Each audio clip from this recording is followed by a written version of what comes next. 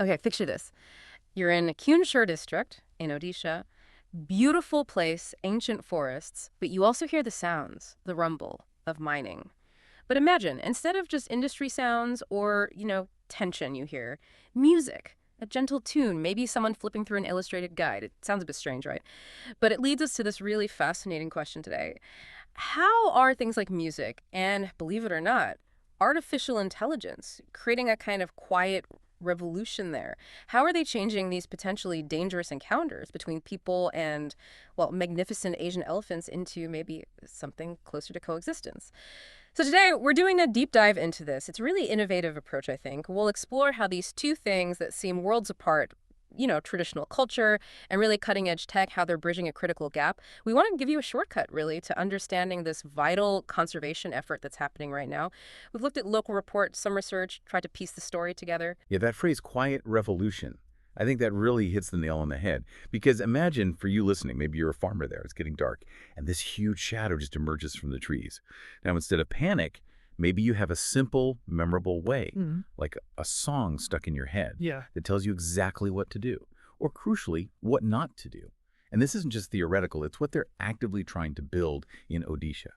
It's a key place for elephants in eastern India, maybe around 1,976 of them. So these interactions, they're a big daily concern. Okay, so let's set the scene properly. Keonjhar district, it's big, right? Over 8,000 square kilometers in northern Odisha.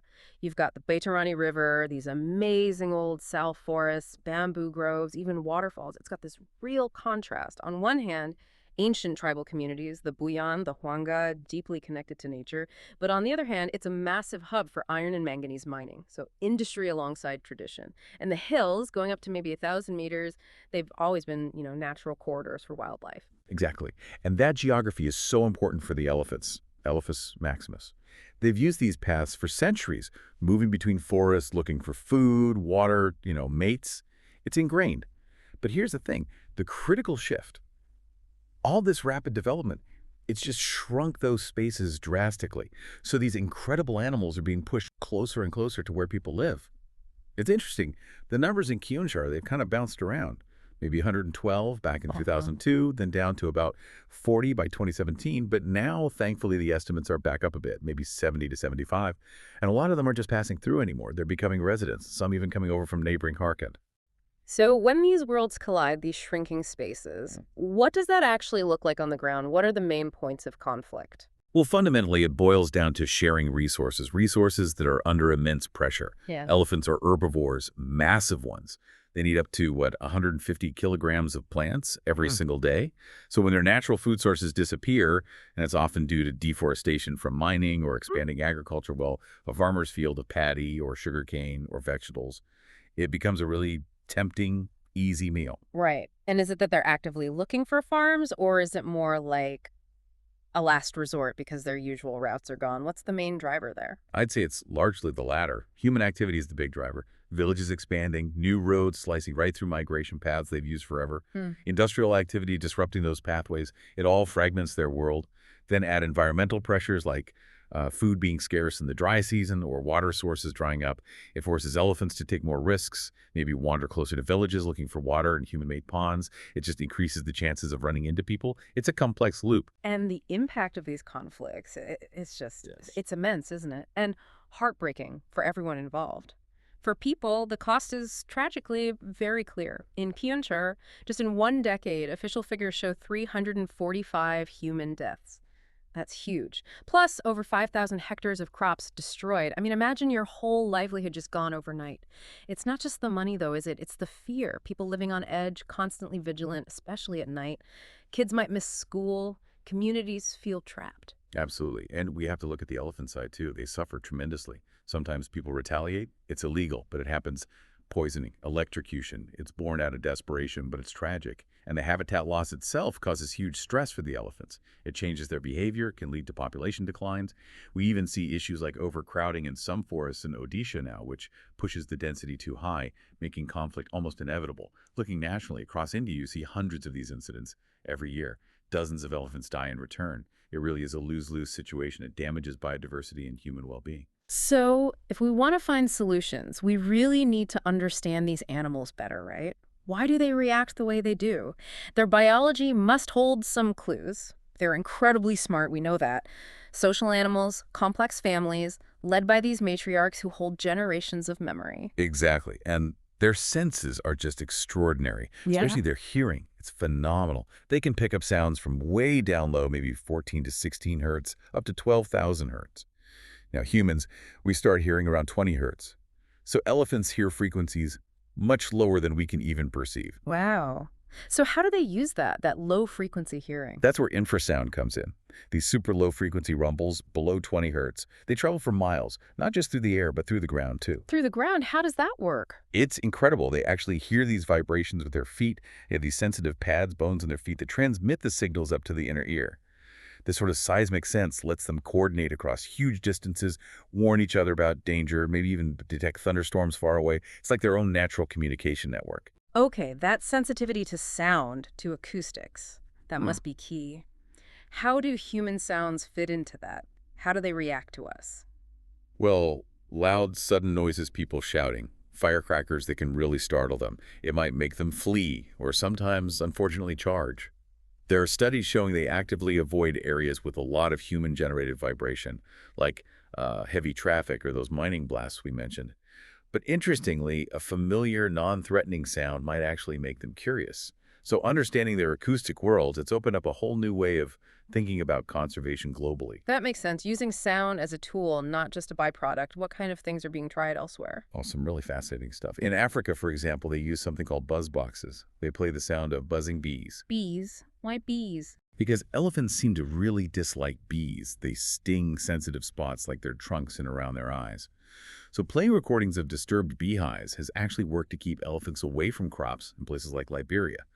Closer to Asia, in Sri Lanka and India, people have experimented with playing recordings of tiger growls or even just human voices to deter herds. There was even this one study in Thailand where playing calls from elephant matriarchs actually scared off younger male elephants. Something like 65% fled. Interesting. So using their own communication against them, in a way. In a sense, yeah. And here in India, people have tried physical things too, like beehive fences, actual hives, or planting thorny plants like lemon or bamboo as biofences, plus using acoustic sensors for early warnings. Now, elephants are smart. They can get used to sounds over time, sure. But the big picture here is this shift away from confrontation towards, well, clever prevention using sound. Okay, so against that backdrop of global innovation, what makes this Keonjhar initiative really stand out? You mentioned the music. It stands out because it puts empathy and cultural connection right at the center, maybe more so than just technical fixes. The officials there, they realized that real lasting change needs education, but education that resonates. So they commissioned this song, Namaskar Gajanan. It's about 7 minutes long in the local Odia language. A proper song with popular artists. Yes, exactly. Yeah. Lyrics by Subrat Swain, sung by Umain Sagar and Ananya Sritamnanda, who are well known there. And the song itself, it's not just a list of rules. It blends melody with the message. It paints a picture of elephant life, their families, their natural behavior. And then it weaves in the practical advice. Keep your distance. Don't provoke them. Definitely don't use firecrackers. Don't block their path. So it's using something deeply embedded in the culture, music, storytelling to deliver these crucial messages. That feels powerful. It really is. The thinking is, in places where oral traditions and music are just part of everyday life, a catchy song can stick in your head way better than some dry leaflet. It sort of bypasses intellectual resistance and connects emotionally. You could say it's like hacking the cultural mainframe to install new safety software, if that makes sense. Yeah, I get that. And the video version, which you can find online, even starts with a message from the Chief Minister, Mohan Charan Machi, urging people to protect elephants as heritage animals. That gives it serious official weight, too. And it's not just the song, right? There's also this AI-generated illustration book. Tell me about that. How does AI fit into this? Right, the book complements the song. It's a slim guide, lots of simple visuals and tips. And yes, AI tools were used to create the graphics. So what's the advantage of using AI there? Is it faster, cheaper? It's both, potentially. Using generative AI lets them create engaging visuals quickly. They can tweak styles, maybe even adapt images for slightly different local contexts without commissioning artists for every single change. Think about needing 5,000 copies of these little booklets fast to get them into schools, into village meetings in the high-risk areas, plus digital versions for social media. AI just makes creating that kind of tailored visual educational content much more agile and potentially affordable, especially for reaching remote communities. That makes a lot of sense, using tech to make the traditional approach more scalable. And the book covers things like spotting elephant signs, footprints, dung. Exactly. Simple, practical stuff. How to recognize signs that elephants have been around, what to do safely if you actually encounter one, and also community actions like encouraging people to plant crops that elephants like, but further away from the villages, maybe creating buffer zones. It sounds like a really well thought out combined approach. There must be some dedicated people behind it. Absolutely. Leaders like the Divisional Forest Officer Damtir Dhanraj Hanumat really pushed this. And the Regional Chief Conservator of Forests, P. Ramaswamy, praised it as being a really timely way to build empathy. I saw a quote from a ranger involved who basically said, music connects instantly, visuals make it real. Together, they turn advice into something people can actually use. That sums it up pretty well. So let's zoom back out a bit. Keonjhar's history with this conflict. You said it's ranked second in Odisha. Why so high? A lot of it goes back to that mining boom we discussed. It's just carved up the landscape so much. It literally creates these Elephant Islands patches of forest where elephants get cut off. They can't move freely between areas like they used to. And they need to move for food and breeding. Precisely. Plus, you have elephants coming in from Jharkhand, adding to the pressure on already limited resources. And for a long time, the main response was just reactive. The government paying compensation after crops were damaged, or, tragically, after someone was killed. But this new initiative, it signals a shift towards being proactive, trying to prevent the conflicts before they happen. Right. So how do you really move beyond just reacting? What are the key proactive steps? Well, things like officially designating and protecting elephant corridors are crucial, physically reconnecting those fragmented habitats. But community attitudes are just as vital. Surveys show people in Keonjhar have complex feelings. They might revere elephants culturally, see them as symbols of Lord Ganesha, but that's mixed with genuine fear based on losing crops or even neighbors. Understandable. Yeah. And demographics matter too. You tend to see more conflict where human population density is higher. So the education needs to be tailored. Yeah. Getting local people involved in spreading the word themselves, maybe through traditional folk performances that pick up the themes from the song, that builds ownership. You can picture it, right? A village meeting, kids are humming the Namaskar Gajanan tune, elders are sharing their own experiences. Yeah. That's how you build resilience together. It sounds incredibly promising, but realistically, there must be challenges, right? It can't be a magic bullet. Oh, absolutely not. Yeah. Elephants are highly intelligent, adaptable animals. A song isn't going to stop a truly determined elephant that's learned farms are an easy food source. Right. Habituation is always a risk with sound-based deterrence, too. Exactly. And scaling these efforts up needs consistent funding. Plus, and this is a big one, the mining industry has to be part of the solution, not just the problem. Their operations need to align with conservation goals. Ultimately, long-term solutions have to involve restoring habitats, planting the right native species, properly securing those corridors, and strong government policies backing it all up. Odisha does have elephant reserves, which help protect about 28% of the state's elephants, so there are lessons to draw from those too. Do you see this Keonjhar model, this blend of culture and tech, having potential elsewhere, maybe nationally in India or even globally? I really think it could. Think about Assam, where poaching is a major threat, or Jharkhand, with its own mining and corridor issues.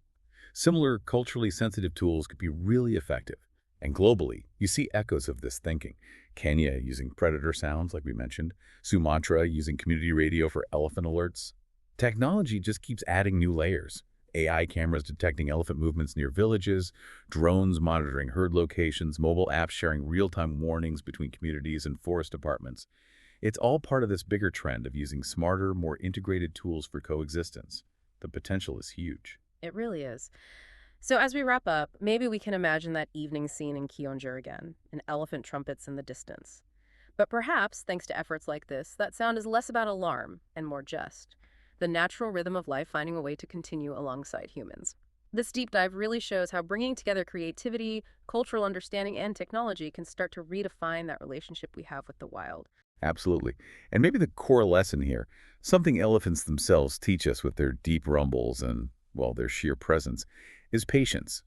If we can really listen to their needs, listen to our own cultural wisdom, and listen to what our new technologies make possible, then maybe humans really can learn to share this planet more harmoniously, finding that balance in coexistence. So here's something to think about as we finish. What other deep-seated cultural traditions, things unique to different communities around the world, could be combined with unexpected technologies? Where else might there be melodies or algorithms or maybe some combination we haven't even imagined yet, just waiting to be discovered, waiting to help us bridge a divide and solve some of our toughest challenges?